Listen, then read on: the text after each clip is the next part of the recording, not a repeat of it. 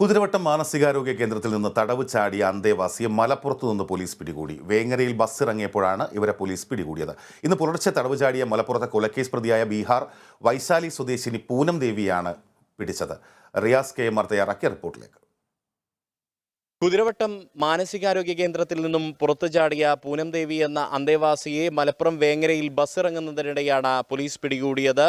ഇവർ കുതിരവട്ടം മാനസികാരോഗ്യ കേന്ദ്രത്തിൽ നിന്നും പുറത്തു ചാടിയ ശേഷം നേരെ പോയത് കോഴിക്കോട് KSRTC ബസ് സ്റ്റാൻഡിലേക്കായിരുന്നു. അവിടെ നിന്നും ഇവർ ബസ് കയറുന്ന ഒരു കാഴ്ച അവിടുത്തെ ചുമട്ടുതൊഴിലാളിയാണ് ആദ്യം കണ്ടത്. തുടർന്ന് അയാൾ പോലീസിനെ വിവരമറിയിക്കുകയായിരുന്നു. അതിൻ്റെ അടിസ്ഥാനത്തിൽ പോലീസ് ഇവരെ പിന്തുടരുകയും അങ്ങനെയാണ് ഇവർ മലപ്പുറം വേങ്ങരയിൽ ബസ് ഇറങ്ങുന്നതിനിടയിൽ ഇവരെ പോലീസ് പിടികൂടുകയും ചെയ്യുന്നത്. നേരത്തെ പൂനം ദേവി മലപ്പുറം വേങ്ങര പോലീസ് സ്റ്റേഷൻ പരിധിയിൽ ഇവരുടെ കാമുകൻ ബീഹാർ സ്വദേശിയായിട്ടുള്ള ജയപ്രകാശനുമായി ചേർന്ന് പൂനം ദേവിയുടെ ഭർത്താവ് സഞ്ജിത് പാസ്വാനെ കഴുത്ത് ഞെരിച്ച് കൊന്ന കേസിലെ പ്രതി കൂടിയാണ്.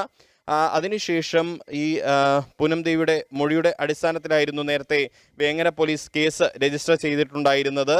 പിന്നാലെ ഇവർ കിടത്തി ചികിത്സ ആവശ്യമുള്ള മാനസിക രോഗിയാണെന്ന് കണ്ടെത്തിയതിനെ തുടർന്ന് മഞ്ചേരി മെഡിക്കൽ കോളേജിൽ നിന്നും റഫർ ചെയ്യപ്പെട്ടാണ് ഇവരെ കുതിരവട്ടം മാനസികാരോഗ്യ കേന്ദ്രത്തിൽ പ്രവേശിപ്പിച്ചിരുന്നത്. അതിനിടെയാണ് ഇന്ന് പുലർച്ചെ 12:15 അവർ ഇവിടെ നിന്നും രക്ഷപ്പെട്ടത്.